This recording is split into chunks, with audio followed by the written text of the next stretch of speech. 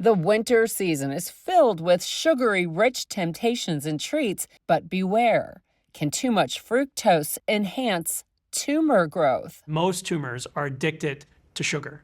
Specifically, they're addicted to a sugar called glucose. Fructose is structurally analogous to glucose.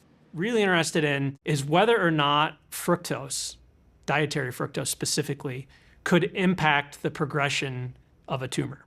Could dietary fructose that you might consume in your cereal or your soda or whatever it may be, might that impact the development of the disease? Dr. Gary Patti is a professor of chemistry at Washington University in St. Louis and a professor of genetics and medicine. He's also a research member of Siteman Cancer Center based at Barnes-Jewish Hospital and the School of Medicine. We imagined that maybe the appearance of fructose would be really bad for tumors because they could use it in an unrestricted capacity and it would drive growth at a rate that was much more accelerated than that might happen with glucose.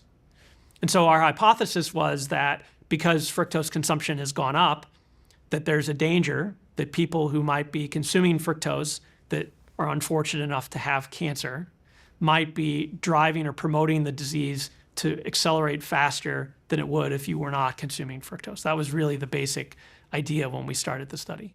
Fructose is a sugar found naturally in fruits, fruit juices, some vegetables, and honey. Table sugar, too. High-fructose corn syrup is a sweetener that is in many of the processed foods and drinks. Fructose consumption has increased considerably over the past 5 decades, largely due to the widespread use of high-fructose corn syrup as a sweetener. Its consumption has skyrocketed.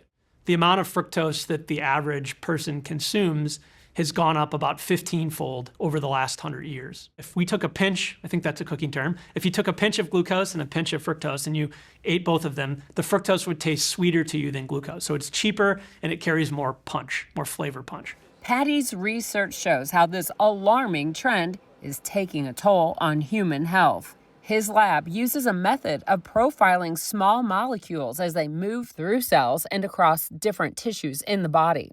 His research shows that dietary fructose promotes tumor growth in animal models of melanoma, breast cancer, and cervical cancer.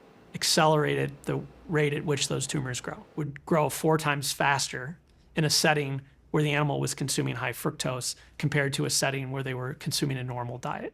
Fructose does not directly fuel tumors. The scientists discovered that the liver converts the fructose into nutrients for cancer cells. It's a unique lipid, but they are chemically unique in that they're sparingly soluble in blood, which allows them to be excreted from the liver and circulate in the blood and allows the tumor to take them up directly. These lipids are the building blocks for the cell membrane, and cancer cells need them to grow.